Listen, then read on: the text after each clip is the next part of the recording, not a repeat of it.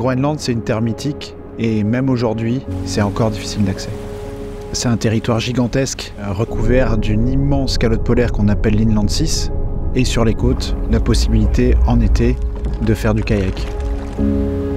Cette expédition, elle nous amène à Qeqertaq, un tout petit village. C'est notre point de départ pour une expédition de plusieurs jours en kayak.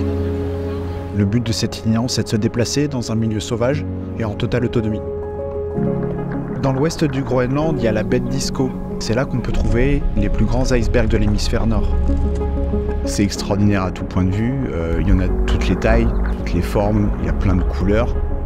Quand on est à côté des icebergs en kayak, on se sent vraiment tout petit. Et puis il y a ce côté humilité aussi qui revient tout de suite devant toute cette masse de glace. Ça nous remet à notre place, entre guillemets.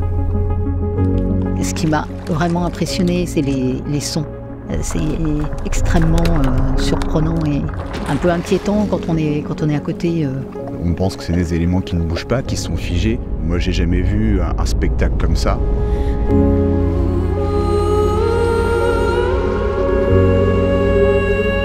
Les baleines, on les entend avant de les voir. Et quand on les voit et qu'elles sont proches, on sent encore petit. De les voir passer juste à côté, on se dit on pourrait se retourner, puis finalement ça se passe très bien. À terre, on évolue dans ce qu'on appelle la toundra. C'est un milieu où il y a une faune et une flore discrètes mais bien présentes.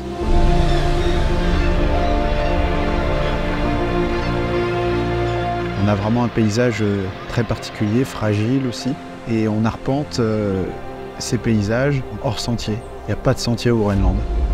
On est complètement livré à nous-mêmes dans la façon de se déplacer. On choisit vraiment ce qu'on fait. Il n'y a pas de temps.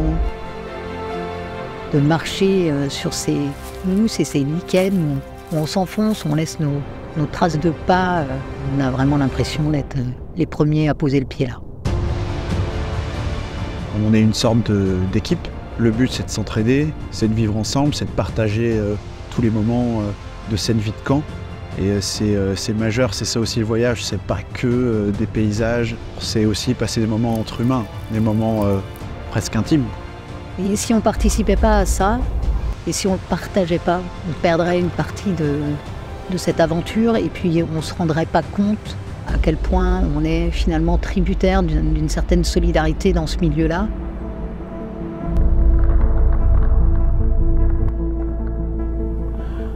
Qui peut venir?